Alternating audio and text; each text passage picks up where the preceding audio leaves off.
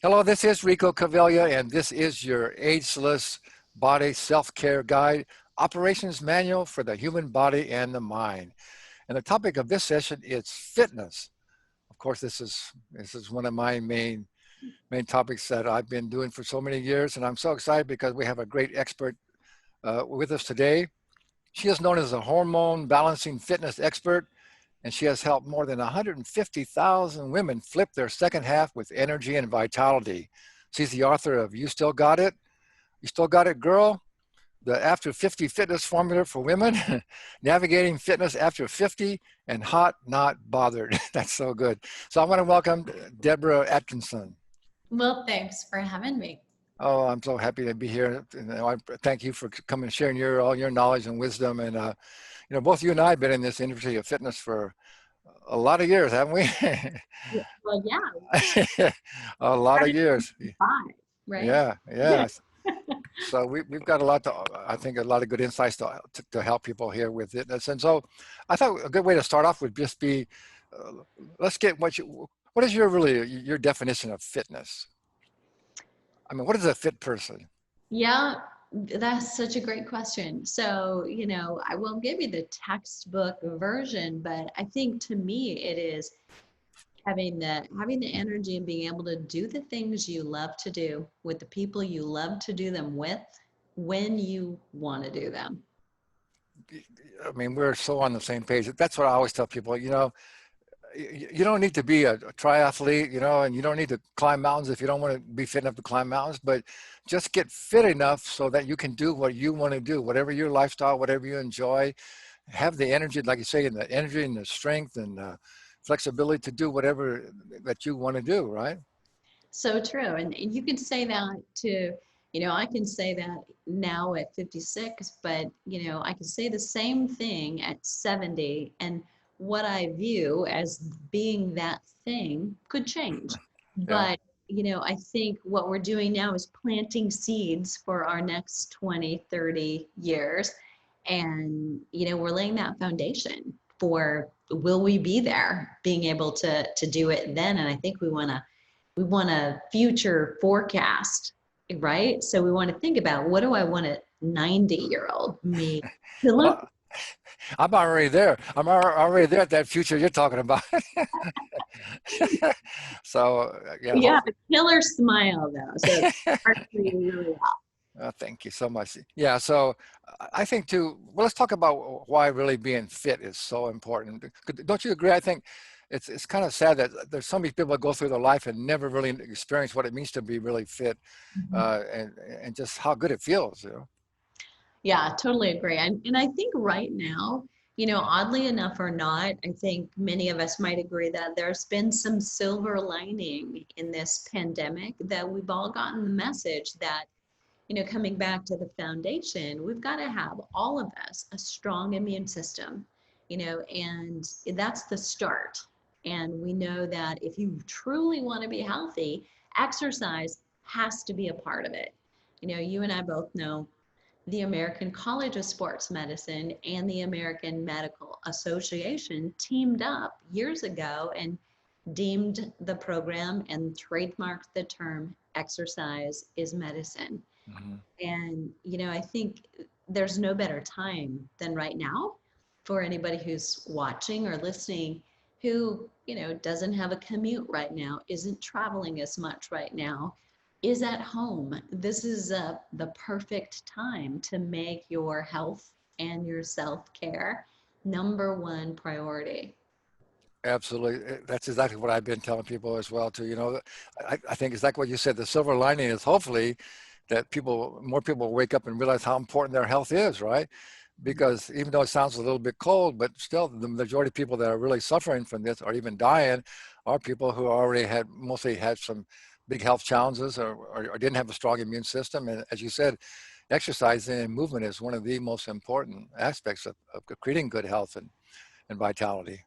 Right. And I don't think we can forget that right now, you may have your health. You're staying at home, you're doing the things you need to do and you're protected.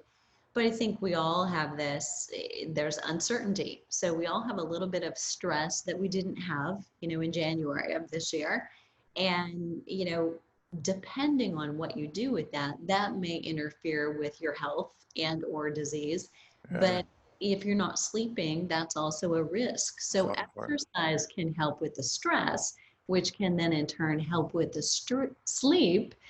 And, we are coming full circle with this holistic look at it's not just the movement, it's not just about being stronger or having abs or getting rid of some body part. It's really what does it do for you overall? And I think the very first thing is just feeling better, being able to breathe out and in deeply is a huge benefit of looking at how does exercise and fitness help my life today, not even a month from now when I might be more fit. Yeah, no question. It's I think it's probably the number one best way to decrease stress is to go out and do some movement and breathe. And also, like I say, and just when you're feeling fit and you're doing some movement and exercise, it really elevates your mood as well. So Yes, so it's another way that people get a little bit depressed with what's going on. So that's the best way to get rid of that depression as well, isn't it? that's exactly right. In fact, I just shared yesterday, there was a fairly new study published in the menopause journal. So, of course, I'm talking to females, but this I think spills over both genders. We can all look at it. That we actually kind of like midlife. We're pretty satisfied with our lives, but those people who have physical activity of a slightly higher level like life better, and we're at reduced risk for depression and anxiety. And right now, those are two things that probably are floating to the top a little bit more often than any of us would like them to. So getting that exercise is not necessarily about where's your heart rate, or how fast are you going or how far, but it's about just go for the walk. Just go for the walk and feel better.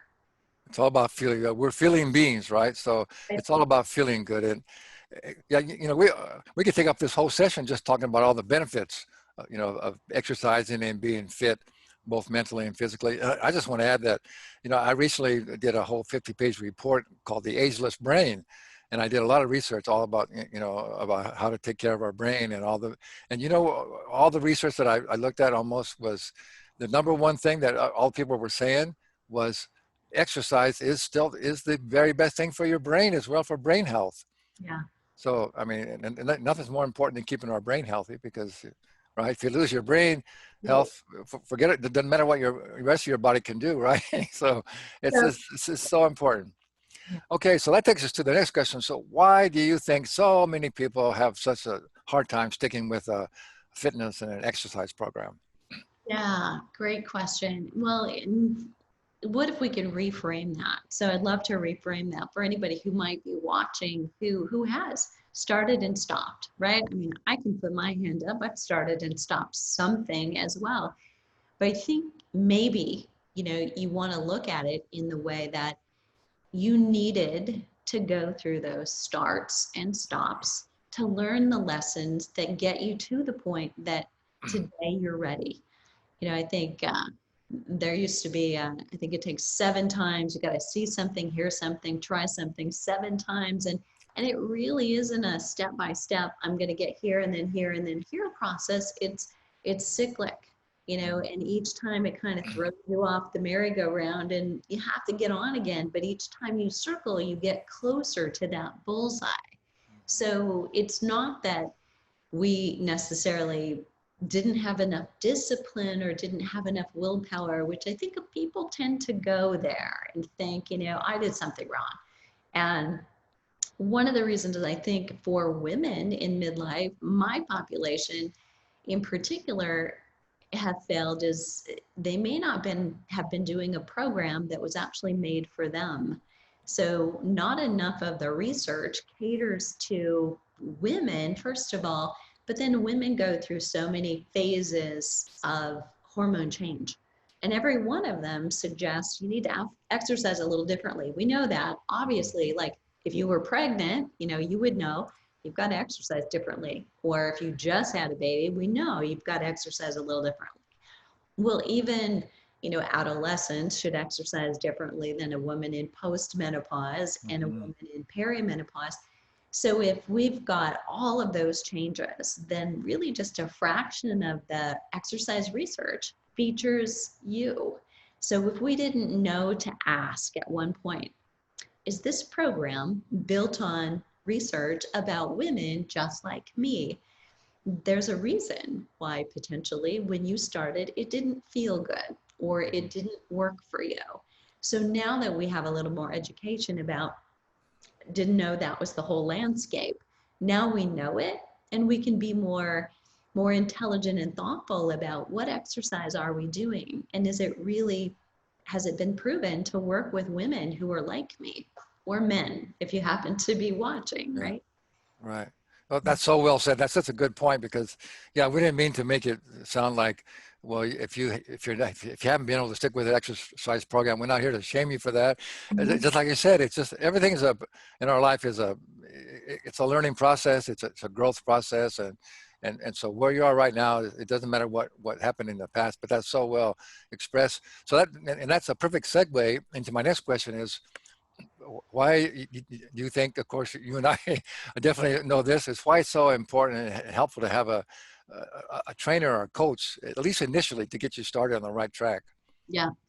Well, and I think, what I just said, I mean, you want somebody to, planning your fitness is a full-time job. At the very least, it's a part-time job. And I think we are also very busy. And whether we've become a little bit more free now in this moment we're in without commuting potentially or without travel, we still are busy in here, our thought process and thinking about different things that we didn't have to think about make us busy. I find with a lot of the people I work with, it's I have time to do one or the other. I can sit down and think about what I should do and plan my exercise, or I can do the exercise, but I Yeah. can't do both, right? So Yeah. having someone tell you, Yeah. here you go. All you have to do is put those shoes on and go into action. This Yeah. is exactly the progression for you. And, the difference between random versus a plan that you're coming in at the right spot, doing the right A to B to C to D exercise.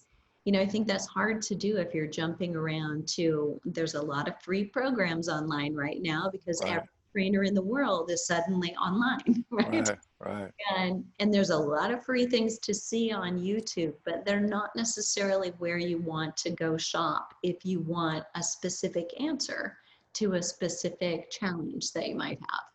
Yeah, absolutely. So I think both of us recommend that, if at all possible, at least get started with a qualified trainer that can really evaluate you and know where you're at, and develop a safe and really a safe and effective program. And that's probably like I say, probably one of the reasons people haven't stuck with it, because they really didn't have a safe and effective program that was really meant for them.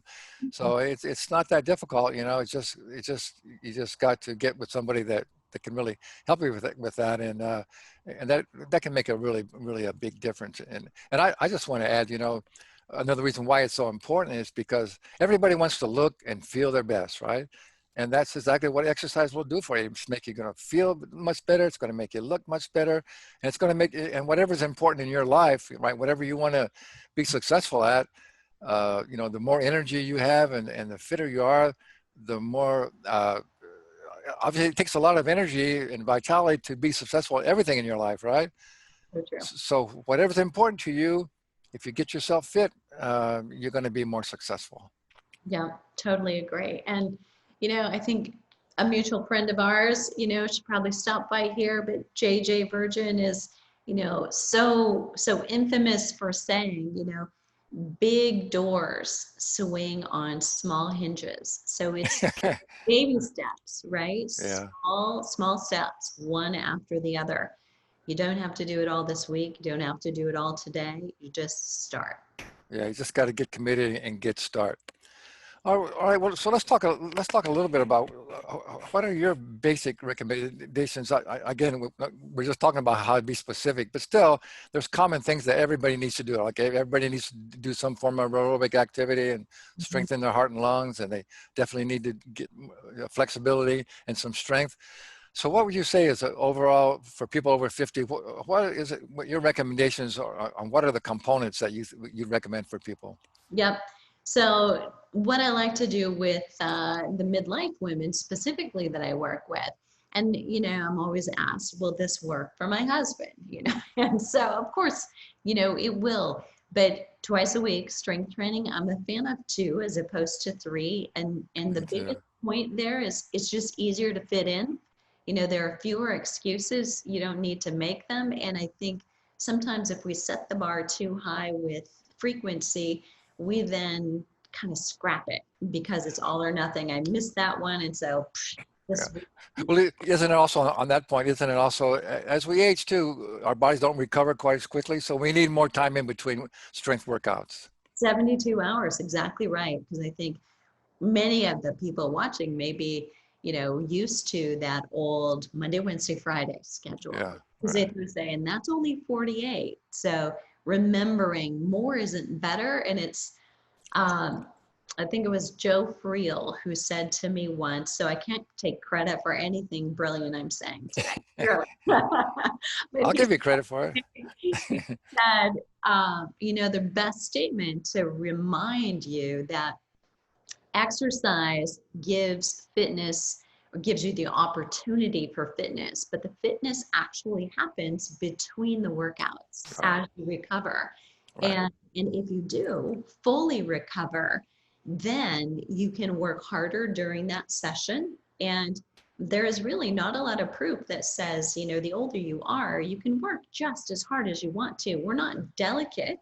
We just need that extra recovery. So don't take that as, you should do less or you're delicate, but take that as, nope, you just need more of that time and space and probably need to pay a little bit better attention to that exercise or post-exercise meals and what you're having, adequate calories, adequate protein, high quality food. Those things are very helpful. So to strength, and then I love to see people do between 1 and 3 times of interval training. So reaching fatigue in your strength training and getting breathless a few times a week. So cardio, yes, but I can't emphasize enough that we need to get breathless, and we need two things from it. Really, we need the breathlessness, but we also need quick feet to work those fast twitch muscle fibers that, eventually we're going to start catching our toe on the curb, misjudging the step, or catching a toe on a rug.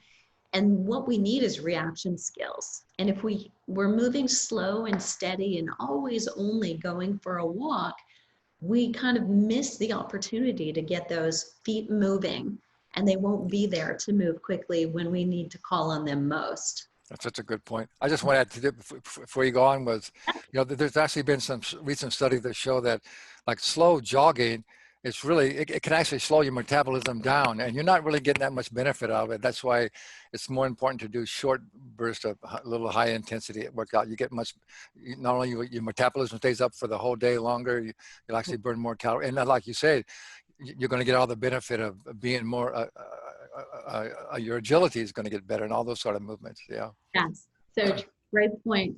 So, and then of course, coming back to mobility. So range of motion, definitely. And whether you just love to, stretch, that's your thing, or you enjoy yoga or Pilates, I find that any of those methods are great. I think lots of people are enjoying yoga right now, but others, that's just not, that's a source of anxiety for some people. So Yeah.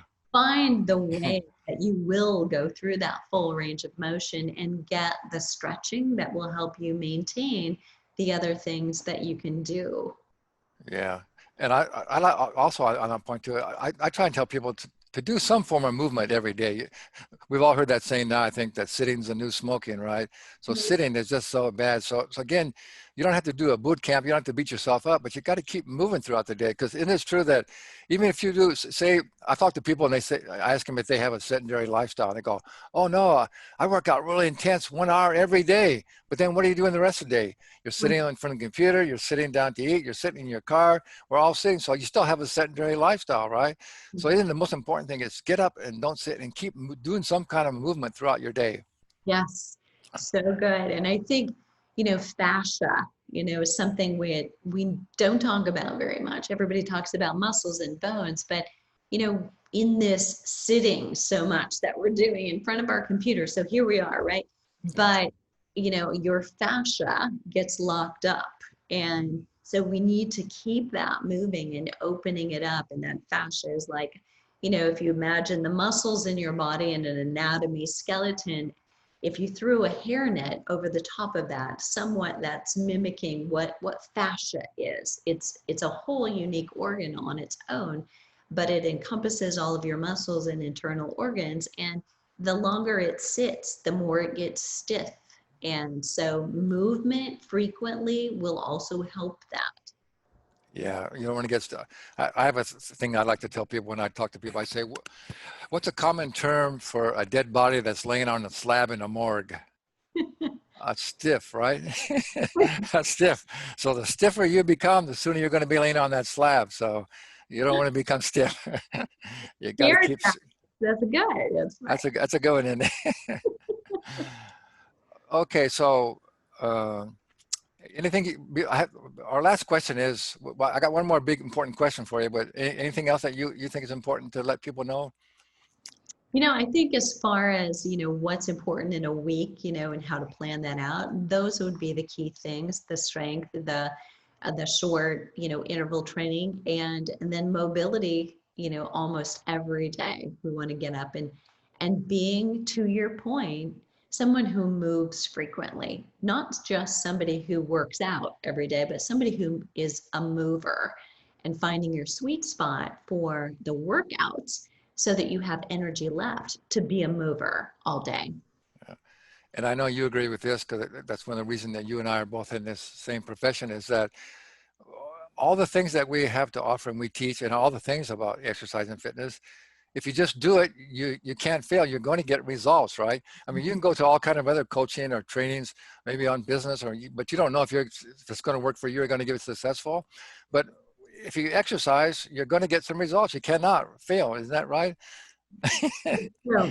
Very true. It's You just got all to do it. Yeah. you just got to start. Yeah. Just got to start. Okay. So my last question is, and it's probably the most important of all is, so what ideas do you have to actually get people to take action on just what we've been talking about, what you recommend for people? I mean, people will always say, yeah, that sounds really good. Thank you. I like that. I'm going to do it.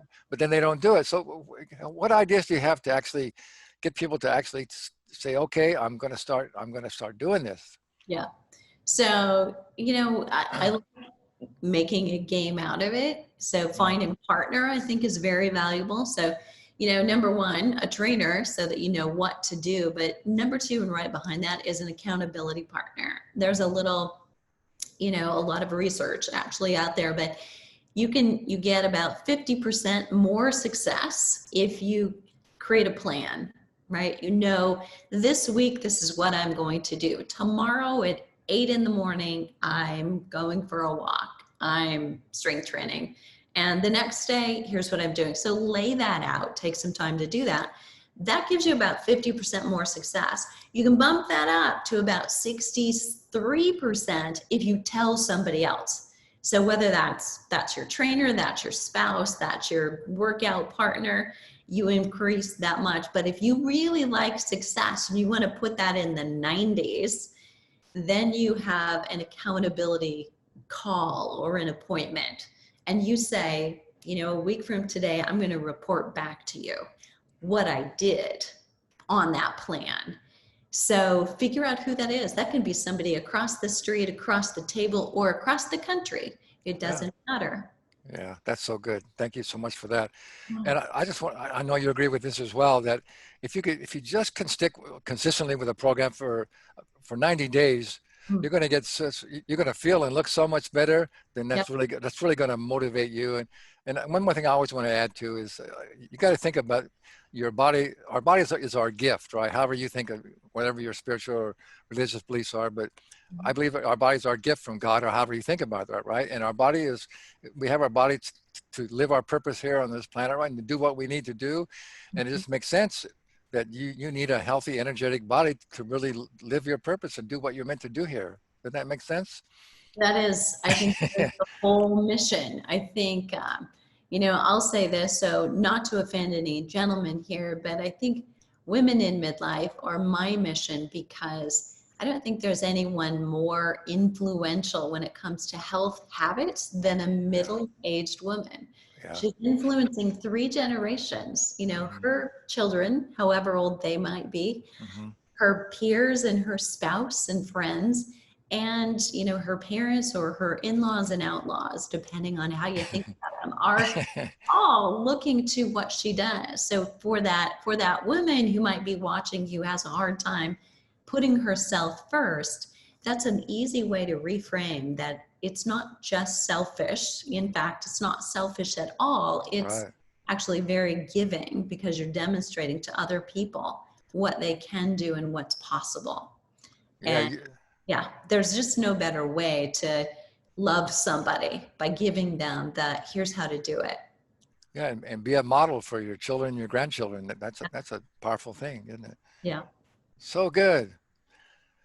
Well, Deborah, thank you so much. That was so good. I think people got some really great information. So again, I want to remind you that along with this, in your whole package, along with this video, there's a PDF. It has all information on how you can contact Deborah for get some more help and check out her books and her coaching programs. And so we highly encourage people to stay connected with our experts, because I guarantee you, if you keep connected and keep learning from them, your life's it's going to take your life to the next level, and you're going to really improve your overall health and well-being. So thanks very much for being here. And like we both of us, I'm sure we're going to say, what you just got to do it, right? Just got to go out and just do it. Just gotta do it. Just 10 minutes today. Start. Just get started. That's it. All right. Thanks very much.